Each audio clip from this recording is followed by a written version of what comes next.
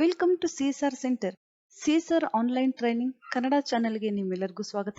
ನೀವು ಇನ್ನೂ ನಮ್ಮ ಚಾನೆಲ್ ಅನ್ನು ಸಬ್ಸ್ಕ್ರೈಬ್ ಮಾಡಿಲ್ಲ ಅಂದ್ರೆ ಪ್ಲೀಸ್ ಸಬ್ಸ್ಕ್ರೈಬ್ ಮಾಡಿ ಮತ್ತು ಬೆಲ್ ಐಕನ್ ಅನ್ನು ಕ್ಲಿಕ್ ಮಾಡಿ. ನಮ್ಮ ಚಾನೆಲ್ ಅಲ್ಲಿ ಬರುವಂತಹ ಎಲ್ಲಾ ಹೊಸ ವಿಡಿಯೋಗಳನ್ನ ನೀವು ನೋಡೋದಕ್ಕೋಸ್ಕರ. ನಮ್ಮ ಚಾನೆಲ್ ಅಲ್ಲಿ ಬರುವಂತಹ ವಿಡಿಯೋಗಳು ನಿಮ್ಗೆ ಇಷ್ಟ ಆದಲ್ಲಿ ಪ್ಲೀಸ್ ಲೈಕ್ ಮಾಡಿ, ಶೇರ್ ಮಾಡಿ ಮತ್ತು ಕಮೆಂಟ್ ಮಾಡಿ ಅಂತ ಹೇಳ್ತಾ ಮತ್ತೊಮ್ಮೆ ನಿಮ್ಮೆಲ್ಲರಿಗೂ ಸಿಎಸ್ಆರ್ ಆನ್ಲೈನ್ ಟ್ರೈನಿಂಗ್ ಕನ್ನಡ ಚಾನೆಲ್ಗೆ ಸ್ವಾಗತ. ಇವತ್ತು ನಾವು ನೋಡೋಣ ನುಡಿ 6.1 ಮತ್ತು ನುಡಿ 6.5 ಸಹಾಯದಿಂದ ಮೈಕ್ರೋಸಾಫ್ಟ್ ಎಡ್ಜ್ ಇರಬಹುದು ಅಥವಾ ಮೊಜಿಲಾ ಫೈರ್ಫಾಕ್ಸ್ ಬ್ರೌಸರ್ ಇರಬಹುದು, ಗೂಗಲ್ ಕ್ರೋಮ್ ಇರಬಹುದು.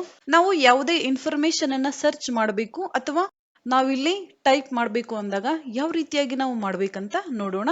ನುಡಿ 6.1 ಇರಬಹುದು ಅಥವಾ ನುಡಿ 6.5 ಇರಬಹುದು. ತುಂಬಾ ಸುಲಭ ಆಗಿದೆ ನಮ್ಗೆ ವರ್ಕ್ ಮಾಡೋದಿಕ್ಕೆ. ಯಾವುದೇ ರೀತಿಯ ಕನ್ನಡ ಟೈಪಿಂಗ್ ಅನ್ನ ಮಾಡಬೇಕು ಅಥವಾ ನುಡಿ 6.5 ಅಲ್ಲಿ ಯಾವುದೇ ಮಲ್ಟಿ ಲ್ಯಾಂಗ್ವೇಜ್, ಹಿಂದಿ ಇರಬಹುದು, ತೆಲುಗು, ತಮಿಳು, ಯಾವುದೇ ಲ್ಯಾಂಗ್ವೇಜ್ ಅನ್ನ ನಾವಿಲ್ಲಿ ತುಂಬಾ ಸುಲಭವಾಗಿ ಟೈಪಿಂಗ್ ಮಾಡಬಹುದು. ಯಾವ ರೀತಿಯಾಗಿ ಅಂತ ನಾವು ನೋಡೋಣ. ನಾನಿಲ್ಲಿ ಮೊದಲು ನುಡಿ 6.1 ಅನ್ನ ಓಪನ್ ಮಾಡ್ತಾ ಇದ್ದೀನಿ. ನೀವು ಇಲ್ಲಿ ನೋಡ್ತಾ ಇರಬಹುದು. ಡಬಲ್ ಕ್ಲಿಕ್ ಮಾಡ್ತಾ ಇದ್ದೀನಿ. ನುಡಿ 6.1 ಓಪನ್ ಆಗಿದೆ. ನೀವು ಇಲ್ಲಿ ನೋಡ್ತಾ ಇರಬಹುದು. ನುಡಿ 6.1 ನಲ್ಲಿ ಕನ್ನಡ ಲ್ಯಾಂಗ್ವೇಜ್ ಮಾತ್ರ ಇರೋದ್ರಿಂದ ನಾವಿಲ್ಲಿ ಬೇರೆ ಯಾವುದೇ ಲ್ಯಾಂಗ್ವೇಜ್ ಅನ್ನ ಸೆಲೆಕ್ಟ್ ಮಾಡುವಂತಹ ಅವಶ್ಯಕತೆ ಇರೋದಿಲ್ಲ. ನಂತರ ನುಡಿ 5 ಅಲ್ಲಿ ನಾವು ಹಳೆಯ ವರ್ಷನ್ಗಳಲ್ಲಿ ಯಾವ ರೀತಿಯಾಗಿ ನಾವು ಏಕಭಾಷೆ, ದ್ವಿಭಾಷೆ, ಸ್ಕ್ರೋಲ್ ಲಾಕ್ ಕೀ ಬಳಕೆ, F12 ಕೀ ಬಳಕೆ, ಈ ರೀತಿಯಾದ ಸೆಟ್ಟಿಂಗ್ಸ್ ಅನ್ನ ಮಾಡಬೇಕಿತ್ತು. ಆ ರೀತಿಯಾದ ಸೆಟ್ಟಿಂಗ್ಸ್ ಅನ್ನ ಮಾಡುವಂತಹ ಅವಶ್ಯಕತೆ ಸಹ ಇಲ್ಲಿ ಇರೋದಿಲ್ಲ. ನಾವಿಲ್ಲಿ ನುಡಿ 6.1 ಅನ್ನ ಓಪನ್ ಮಾಡಬೇಕಾಗುತ್ತೆ ಅಷ್ಟೇನೆ. ನಂತರ ಯಾವುದೇ ಸೆಟ್ಟಿಂಗ್ಸ್ ಮಾಡುವಂತಹ ಅವಶ್ಯಕತೆ ಇರೋದಿಲ್ಲ. ನಂತರ ನಾನಿಲ್ಲಿ ಓಪನ್ ಮಾಡ್ತಾ ಇದ್ದೀನಿ ಗೂಗಲ್ ಕ್ರೋಮ್. ನೀವಿಲ್ಲಿ ನೋಡಬಹುದು ಗೂಗಲ್ ಕ್ರೋಮ್ ಓಪನ್ ಆಗಿದೆ. ಇಲ್ಲಿ ನಾವು ಯಾವುದೇ ಫಾಂಟ್ ಅನ್ನ ಸೆಲೆಕ್ಟ್ ಮಾಡಬೇಕು, ಈ ರೀತಿಯಾದ ಯಾವುದೇ ಅವಶ್ಯಕತೆ ಇರೋದಿಲ್ಲ. ನಾವಿಲ್ಲಿ ಡೈರೆಕ್ಟ್ ಆಗಿ ಟೈಪ್ ಮಾಡಬಹುದು. ನಮಗೆ ಯಾವುದರ ಬಗ್ಗೆ ಇನ್ಫಾರ್ಮೇಶನ್ ಅನ್ನ ಸರ್ಚ್ ಮಾಡಬೇಕಾಗಿದೆ ಅಥವಾ ನೀವು ಬ್ಲಾಗಿಂಗ್ ಅನ್ನ ಮಾಡಬೇಕಾಗಿದೆ ಅಥವಾ ಯೂಟ್ಯೂಬ್ ಡಿಸ್ಕ್ರಿಪ್ಷನ್ ಅನ್ನ ಬರಿಬೇಕು, ಯಾವುದೇ ರೀತಿಯ ವರ್ಕ್ ಇರಬಹುದು, ನಾವು ಕನ್ನಡದಲ್ಲಿ ಟೈಪ್ ಮಾಡಬೇಕು ಅಂದಾಗ ನುಡಿ 6.1 ಅನ್ನ ಓಪನ್ ಮಾಡಿ ಆಗಿದೆ. ನಂತರ ಯಾವ ಅಪ್ಲಿಕೇಶನ್ ಬೇಕು ನೀವು ಇಲ್ಲಿ ಓಪನ್ ಮಾಡಬೇಕಾಗುತ್ತೆ. ನಂತರ ನಾವಿಲ್ಲಿ ಟೈಪ್ ಮಾಡೋಣ. ನಾವಿಲ್ಲಿ ಕುವೆಂಪು ಅವರ ಬಗ್ಗೆ ಇನ್ಫಾರ್ಮೇಶನ್ ಅನ್ನ ಸರ್ಚ್ ಮಾಡೋಣ. ಯಾವ ರೀತಿಯಾಗಿ ನಾವು ಟೈಪ್ ಮಾಡಬೇಕು ಅಂತ ನಾನಿಲ್ಲಿ ಟೈಪ್ ಮಾಡ್ತಾ ಇದ್ದೀನಿ. ಕುವೆಂಪು, KU ನಂತರ VEF ಶಿಫ್ಟ್ ವಿತ್ M ಅನ್ನ ಟೈಪ್ ಮಾಡಬೇಕಾಗುತ್ತೆ. ನಂತರ P ಮತ್ತು U ಕುವೆಂಪು, ನಂತರ ಎಂಟರ್. ಕನ್ನಡದಲ್ಲಿ ನಾವು ಯಾವ ಅಕ್ಷರಗಳಿಗೆ ಯಾವ ಅಕ್ಷರಗಳನ್ನ ಬಳಸಬೇಕು, ನಂತರ ಯಾವಾಗ ನಾವು ಶಿಫ್ಟ್ ಕೀಯನ್ನ ಬಳಸಬೇಕು, ಯಾವಾಗ ನಾವು F ಲೆಟರ್ ಅನ್ನ ಬಳಸಬೇಕು ಅಂತ ಹಿಂದಿನ ವಿಡಿಯೋಗಳಲ್ಲಿ ನಾನು ಡೀಟೇಲ್ ಆಗಿ ಹೇಳಿದ್ದೀನಿ. ನೀವು ಆ ವಿಡಿಯೋಗಳನ್ನ ನೋಡಿಲ್ಲ ಅಂದ್ರೆ ಡಿಸ್ಕ್ರಿಪ್ಷನ್ ಅಲ್ಲಿ ಆ ವಿಡಿಯೋಗಳ ಲಿಂಕ್ ಇರುತ್ತೆ, ನೀವು ಅಲ್ಲಿಂದ ಸಹ ನೋಡಬಹುದು. ಆಗ ನಿಮ್ಗೆ ತುಂಬಾ ಸುಲಭವಾಗಿ ಅರ್ಥ ಆಗುತ್ತೆ ಯಾವ ರೀತಿಯಾಗಿ ನಾವು ಕನ್ನಡ ಟೈಪಿಂಗ್ ಅನ್ನ ಮಾಡಬೇಕು ಅಂತ. ನೀವಿಲ್ಲಿ ನೋಡಬಹುದು ಕುವೆಂಪು ಅವರ ಬಗ್ಗೆ ಇನ್ಫಾರ್ಮೇಶನ್ ಅನ್ನ ನಾನಿಲ್ಲಿ ತಗೋಬೇಕು ಅಂದಾಗ ಗೂಗಲ್ ಕ್ರೋಮ್ ಅನ್ನ ಓಪನ್ ಮಾಡಿ ಕುವೆಂಪು ನಾನಿಲ್ಲಿ ಟೈಪ್ ಮಾಡಿದ್ದೀನಿ. ನೀವಿಲ್ಲಿ ನೋಡಬಹುದು ಹಲವಾರು ಡೀಟೇಲ್ಸ್ ನಮ್ಗಿಲ್ಲಿ ಸಿಗುತ್ತೆ. ಕುವೆಂಪು ಅವರ ಆತ್ಮಚರಿತ್ರೆ, ಅವರು ಬರೆದಿರುವಂತಹ ಕವನಗಳು, ಪ್ರಬಂಧಗಳು, ಕುವೆಂಪು ಅವರ ಚಿಂತನೆಗಳು, ಈ ರೀತಿಯಾಗಿ ಯಾವ ರೀತಿಯ ಇನ್ಫಾರ್ಮೇಶನ್ ಬೇಕು ನಾವು ಇಲ್ಲಿಂದ ತಗೋಬಹುದು. ಅಥವಾ ನೀವು ಬ್ಲಾಗಿಂಗ್ ಮಾಡೋ ಆಗಿದ್ರೆ ನಿಮ್ಮ ಬ್ಲಾಗ್ ಅನ್ನ ಓಪನ್ ಮಾಡಿ ನೀವು ತುಂಬಾ ಸುಲಭವಾಗಿ ಟೈಪಿಂಗ್ ಅನ್ನ ಮಾಡಬಹುದು. ಇಲ್ಲಿ ಯಾವುದೇ ಸೆಟ್ಟಿಂಗ್ಸ್ ಅನ್ನ ಮಾಡುವಂತಹ ಅವಶ್ಯಕತೆ ಇರುವುದಿಲ್ಲ. ನಂತರ ಗೂಗಲ್ ಕ್ರೋಮ್ ಅನ್ನ ನಾನಿಲ್ಲಿ ಕ್ಲೋಸ್ ಮಾಡ್ತಾ ಇದ್ದೀನಿ. ನೀವಿಲ್ಲಿ ನೋಡಬಹುದು ನುಡಿ 6.1 ಅನ್ನ ನಾನು ಓಪನ್ ಮಾಡಿದ್ದೀನಿ. ನಂತರ ಮೈಕ್ರೋಸಾಫ್ಟ್ ಎಡ್ಜ್ ಬ್ರೌಸರ್ ಅನ್ನ ಓಪನ್ ಮಾಡೋಣ. Double click on browser. Browser ಇಲ್ಲಿ ಓಪನ್ ಆಗಿದೆ. ನೀವು ನೋಡಬಹುದು ಯಾವ ಇನ್ಫಾರ್ಮೇಶನ್ ಬೇಕು ನಾವಿಲ್ಲಿ ಸರ್ಚ್ ಮಾಡಬೇಕಾಗುತ್ತೆ. ಅಥವಾ ನೀವು ಬ್ಲಾಗಿಂಗ್ ಮಾಡೋದಿಕ್ಕೆ ಅಥವಾ ಯೂಟ್ಯೂಬ್ಗೆ ನೀವು ಈ ಬ್ರೌಸರ್ ಅನ್ನ ಯೂಸ್ ಮಾಡಿದ್ರೆ ಈ ಬ್ರೌಸರ್ ಇಂದ ಸಹ ನಾವು ತುಂಬಾ ಸುಲಭವಾಗಿ ಟೈಪ್ ಮಾಡಬಹುದು. ನಾನಿಲ್ಲಿ ಸರ್ಚ್ ಮಾಡ್ತಾ ಇದ್ದೀನಿ ಸ್ವತಂತ್ರ ಭಾರತದ ಬಗ್ಗೆ. ನೀವಿಲ್ಲಿ ನೋಡಬಹುದು ನಾನು ಟೈಪ್ ಮಾಡಿದ್ದೀನಿ ಸ್ವತಂತ್ರ ಭಾರತ. ನಂತರ ಎಂಟರ್. ನೀವಿಲ್ಲಿ ನೋಡಬಹುದು ಹಲವಾರು ಇನ್ಫಾರ್ಮೇಶನ್ ನಮ್ಗೆ ಇಲ್ಲಿ ಸಿಗುತ್ತೆ. ಈ ರೀತಿಯಾಗಿ ನಾವು ನುಡಿ 6.1 ಅನ್ನ ಓಪನ್ ಮಾಡಬೇಕಾಗುತ್ತೆ. ನಂತರ ನಾನಿಲ್ಲಿ ಮೈಕ್ರೋಸಾಫ್ಟ್ ಎಡ್ಜ್ ಬ್ರೌಸರ್ ಅನ್ನ ಓಪನ್ ಮಾಡಿದ್ದೀನಿ. ನಂತರ ಯಾವುದೇ ಇನ್ಫಾರ್ಮೇಶನ್ ಬೇಕಂದ್ರೆ ನಾವಿಲ್ಲಿ ಸರ್ಚ್ ಮಾಡಬಹುದು. ಈ ರೀತಿಯಾಗಿ ಸ್ವಾಮಿ ವಿವೇಕಾನಂದ ಅವರ ಬಗ್ಗೆ ನಾವಿಲ್ಲಿ ಇನ್ಫಾರ್ಮೇಶನ್ ಅನ್ನ ಸರ್ಚ್ ಮಾಡೋಣ. ನಾವಿಲ್ಲಿ ಟೈಪ್ ಮಾಡಬೇಕಾಗುತ್ತೆ ಸ್ವಾಮಿ ವಿವೇಕಾನಂದ. S ಲೆಟರ್ ಅನ್ನ ನಾನಿಲ್ಲಿ ಟೈಪ್ ಮಾಡ್ತಾ ಇದ್ದೀನಿ. ನಂತರ FV, ನಂತರ ಶಿಫ್ಟ್ ವಿತ್ A ಅನ್ನ ನಾವಿಲ್ಲಿ ಟೈಪ್ ಮಾಡಬೇಕಾಗುತ್ತೆ. ನಂತರ MI ಸ್ವಾಮಿ ವಿವೇಕಾನಂದ. ನೀವಿಲ್ಲಿ ನೋಡಬಹುದು ನಾನು ಯಾವಾಗ ಇಲ್ಲಿ ಸ್ವಾಮಿ ಟೈಪ್ ಮಾಡ್ತಾ ಇದ್ದೀನಿ, ಇಲ್ಲಿ ಹಲವಾರು ಡೀಟೇಲ್ಸ್ ನಮಗೆ ಸಿಗುತ್ತೆ. ಯಾವ ಇನ್ಫಾರ್ಮೇಶನ್ ಬೇಕೋ ಅದರ ಮೇಲೆ ನಾವಿಲ್ಲಿ ಕ್ಲಿಕ್ ಮಾಡಬೇಕಾಗುತ್ತೆ. ಸ್ವಾಮಿ ವಿವೇಕಾನಂದ ನಾನಿಲ್ಲಿ ಕ್ಲಿಕ್ ಮಾಡ್ತಾ ಇದ್ದೀನಿ. ನಂತರ ನೀವಿಲ್ಲಿ ನೋಡಬಹುದು ಅವ್ರ ಬಗ್ಗೆ ನಮಗೆ ಇನ್ಫಾರ್ಮೇಶನ್ ಸಿಗುತ್ತೆ. ನಾವಿಲ್ಲಿ ಸ್ವಾಮಿ ವಿವೇಕಾನಂದ ಟೈಪ್ ಮಾಡಬೇಕಾದ್ರೆ ಕೆಲವೊಂದು ಅಕ್ಷರಗಳು ಸರಿಯಾಗಿ ಬರದೇ ಇರಬಹುದು. ಆಗ ನೀವು ಬ್ಯಾಕ್ ಸ್ಪೇಸ್ ಅಥವಾ ಡಿಲೀಟ್ ಕೀಯನ್ನು ಯೂಸ್ ಮಾಡಿ ಡಿಲೀಟ್ ಮಾಡಿ ನಂತರ ನೀವು ಟೈಪ್ ಮಾಡಿದಲ್ಲಿ ಅಕ್ಷರಗಳು ಸರಿಯಾಗಿ ಬರುತ್ತೆ. ಈ ರೀತಿಯಾಗಿ ನಾವು ಮೈಕ್ರೋಸಾಫ್ಟ್ ಎಡ್ಜ್ ಬ್ರೌಸರ್ ಅಲ್ಲಿ ಕನ್ನಡವನ್ನ ಟೈಪಿಂಗ್ ಮಾಡಬಹುದು ನುಡಿ 6.1 ಸಹಾಯದಿಂದ. ನಂತರ ಕ್ಲೋಸ್ ಮಾಡ್ತಾ ಇದ್ದೀನಿ. ನುಡಿ 6.1 ಓಪನ್ ಆಗಿದೆ. ನಂತರ ನಾವೀಗ ಮೊಜಿಲ್ಲಾ ಫೈರ್ಫಾಕ್ಸ್ ಅನ್ನ ಓಪನ್ ಮಾಡೋಣ. ನೀವಿಲ್ಲಿ ನೋಡಬಹುದು ಮೊಜಿಲ್ಲಾ ಫೈರ್ಫಾಕ್ಸ್ ಓಪನ್ ಆಗ್ತಾ ಇದೆ. ನಾವು ಯಾವ ರೀತಿಯಾಗಿ ಗೂಗಲ್ ಕ್ರೋಮ್ ಅಲ್ಲಿ ಮೈಕ್ರೋಸಾಫ್ಟ್ ಎಡ್ಜ್ ಅಲ್ಲಿ ಕನ್ನಡವನ್ನ ಟೈಪಿಂಗ್ ಮಾಡುದು, ಇಲ್ಲಿ ಸಹ ಅದೇ ರೀತಿಯಾಗಿ ನಾವು ಟೈಪಿಂಗ್ ಅನ್ನ ಮಾಡಬೇಕಾಗುತ್ತೆ. ಯಾವ ಇನ್ಫಾರ್ಮೇಶನ್ ನಮ್ಗಿಲ್ಲಿ ಬೇಕು ಅಥವಾ ಬ್ಲಾಗಿಂಗ್ ಮಾಡಬೇಕು ಅಥವಾ ಯಾವುದೇ ವೆಬ್ಸೈಟ್ ಅಲ್ಲಿ ನೀವು ಇಲ್ಲಿ ಆರ್ಟಿಕಲ್ ಅನ್ನ ಬರಿಬೇಕು ಅಂದಾಗ ನೀವು ತುಂಬಾ ಸುಲಭವಾಗಿ ಟೈಪಿಂಗ್ ಅನ್ನ ಮಾಡಬಹುದು. ಸರ್ಚ್ ಬಾರ್ ಅಲ್ಲಿ ನಾನು ಕ್ಲಿಕ್ ಮಾಡ್ತಾ ಇದ್ದೀನಿ. ನಂತರ ನಾವಿಲ್ಲಿ ಟೈಪ್ ಮಾಡೋಣ ಸಾಮ್ರಾಟ್ ಅಶೋಕ.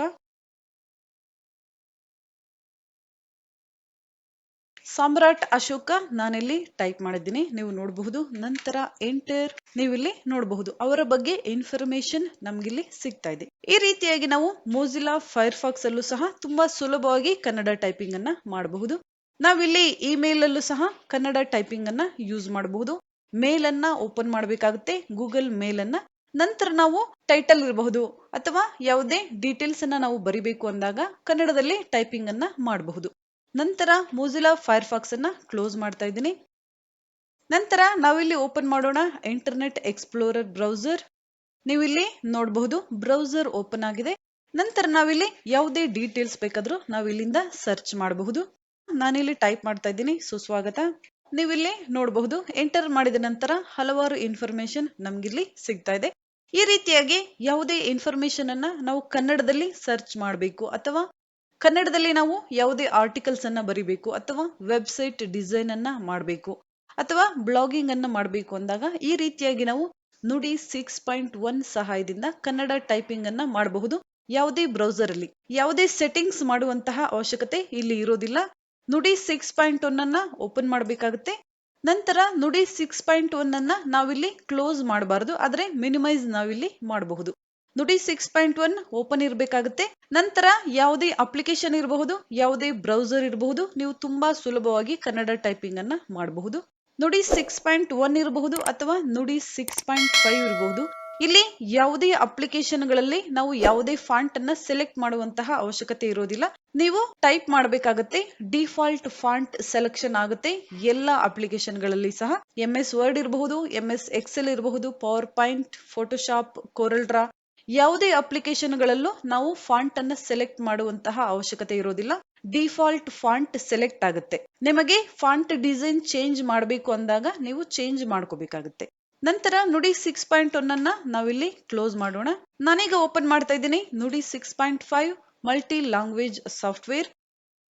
ನಂತರ ಮ್ಯಾಕ್ಸಿಮೈಸ್ ಮಾಡ್ತಾ ಇದ್ದೀನಿ. ನೀವಿಲ್ಲಿ ನೋಡಬಹುದು ಸೆಲೆಕ್ಟ್ ಲ್ಯಾಂಗ್ವೇಜ್, ಹಲವಾರು ಲ್ಯಾಂಗ್ವೇಜಸ್ ನಮಗಿಲ್ಲಿ ಸಿಗುತ್ತೆ ನುಡಿ 6.5 ಅಲ್ಲಿ. ಯಾವ ಲ್ಯಾಂಗ್ವೇಜ್ ಅಲ್ಲಿ ನೀವು ಬ್ರೌಸಿಂಗ್ ಅನ್ನ ಮಾಡಬೇಕು ಅಥವಾ ಯಾವ ಲ್ಯಾಂಗ್ವೇಜ್ ಅಲ್ಲಿ ನೀವು ಬ್ಲಾಗಿಂಗ್ ಅನ್ನ ಮಾಡ್ತಾ ಇದ್ದೀರಾ, ಯಾವ ಲ್ಯಾಂಗ್ವೇಜ್ ನಿಮಗೆ ಬೇಕು ನೀವು ಇಲ್ಲಿ ಸೆಲೆಕ್ಟ್ ಮಾಡ್ಕೋಬೇಕಾಗುತ್ತೆ. ನಾವೀಗ ಕನ್ನಡದಲ್ಲಿ ಸರ್ಚ್ ಮಾಡಿ ನೋಡಿದ್ವಿ. ನಂತರ ನಾವೀಗ ಹಿಂದಿ ಭಾಷೆಯನ್ನ ಸೆಲೆಕ್ಟ್ ಮಾಡೋಣ. ನೀವಿಲ್ಲಿ ನುಡಿ 6.5 ಅಲ್ಲಿ ಯಾವ ಲ್ಯಾಂಗ್ವೇಜ್ ಅನ್ನ ನೀವಿಲ್ಲಿ ಸೆಲೆಕ್ಟ್ ಮಾಡ್ತೀರಾ. ನಂತರ ಮಿನಿಮೈಸ್. ಈಗ ಯಾವುದೇ ಅಪ್ಲಿಕೇಶನ್ ಅನ್ನ ನೀವು ಓಪನ್ ಮಾಡಿ ಟೈಪ್ ಮಾಡಿದ್ರು ಸಹ ಹಿಂದಿಯಲ್ಲಿ ಟೈಪ್ ಆಗುತ್ತೆ. ನಂತರ ನಾವೀಗ ಬ್ರೌಸರ್ ಅನ್ನ ಓಪನ್ ಮಾಡೋಣ. ನಾವೀಗ ಏನೇ ಟೈಪ್ ಮಾಡಿದ್ರು ಸಹ ಹಿಂದಿಯಲ್ಲಿ ಟೈಪ್ ಆಗುತ್ತೆ. ನಾನಿಲ್ಲಿ ಸರ್ಚ್ ಮಾಡ್ತಾ ಇದ್ದೀನಿ ಗುಲಾಬ್ ಕೆ ಫೂಲ್. ನೀವಿಲ್ಲಿ ನೋಡಬಹುದು ನಾನು ಗುಲಾಬ್ ಅಂತ ಟೈಪ್ ಮಾಡಿದ ತಕ್ಷಣ ಡೀಟೇಲ್ಸ್ ಸಿಗುತ್ತೆ. ಯಾವ ಡೀಟೇಲ್ಸ್ ನಿಮ್ಗೆ ಇಲ್ಲಿ ಬೇಕು ನೀವು ಇಲ್ಲಿ ಕ್ಲಿಕ್ ಮಾಡಬೇಕಾಗುತ್ತೆ. ಗುಲಾಬ್ ಕೆ ಫೂಲ್ ಅಥವಾ ಗುಲಾಬ್ ಕಾ ಫೂಲ್ ನಾವಿಲ್ಲಿ ಸೆಲೆಕ್ಟ್ ಮಾಡ್ಕೋಬೇಕಾಗುತ್ತೆ. ನಂತರ ನೀವಿಲ್ಲಿ ನೋಡಬಹುದು ಅದರ ಬಗ್ಗೆ ಇನ್ಫಾರ್ಮೇಶನ್ ನಮ್ಗಿಲ್ಲಿ ಬರುತ್ತೆ ಹಿಂದಿಯಲ್ಲಿ. ಅಥವಾ ನಿಮ್ಗೆ ಫ್ಲವರ್ಸ್ ಬೇಕು, ಫ್ಲವರ್ ಇಮೇಜಸ್ ಬೇಕು ಅಂದಾಗ ಇಮೇಜಸ್ ಆಪ್ಷನ್ ಮೇಲೆ ಕ್ಲಿಕ್ ಮಾಡಬೇಕಾಗುತ್ತೆ. ನೀವಿಲ್ಲಿ ನೋಡಬಹುದು ಹಲವಾರು ಇಮೇಜಸ್ ನಮ್ಗೆ ಸಿಗುತ್ತೆ. ಯಾವ ಇಮೇಜ್ ಬೇಕು ನೀವು ಡೌನ್ಲೋಡ್ ಮಾಡ್ಕೋಬಹುದು.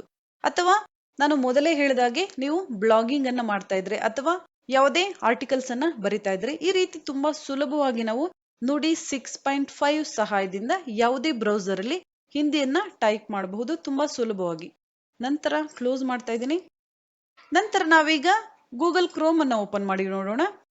ಗೂಗಲ್ ಕ್ರೋಮ್ ಓಪನ್ ಆಗಿದೆ. ಇಲ್ಲಿ ಏನನ್ನ ನೀವು ಟೈಪ್ ಮಾಡಬೇಕು, ನೀವು ಇಲ್ಲಿ ಟೈಪ್ ಮಾಡಬೇಕಾಗುತ್ತೆ. ನುಡಿ 6.5 ಅಲ್ಲಿ ಹಿಂದಿಯನ್ನ ಯಾವ ರೀತಿಯಾಗಿ ನಾವು ಟೈಪ್ ಮಾಡ್ಬೇಕಂತ ಹಿಂದಿನ ಕ್ಲಾಸ್ಗಳಲ್ಲಿ ನಾನು ಹೇಳಿದ್ದೀನಿ. ಆ ವಿಡಿಯೋಗಳನ್ನ ನೀವು ನೋಡಿಲ್ಲ ಅಂದ್ರೆ ನೋಡ್ಬೇಕಾಗುತ್ತೆ. ಡಿಸ್ಕ್ರಿಪ್ಷನ್ ಅಲ್ಲಿ ಎಲ್ಲಾ ವಿಡಿಯೋಗಳ ಲಿಂಕ್ ಸಿಗುತ್ತೆ, ನೀವು ಅಲ್ಲಿಂದ ನೋಡಬಹುದು.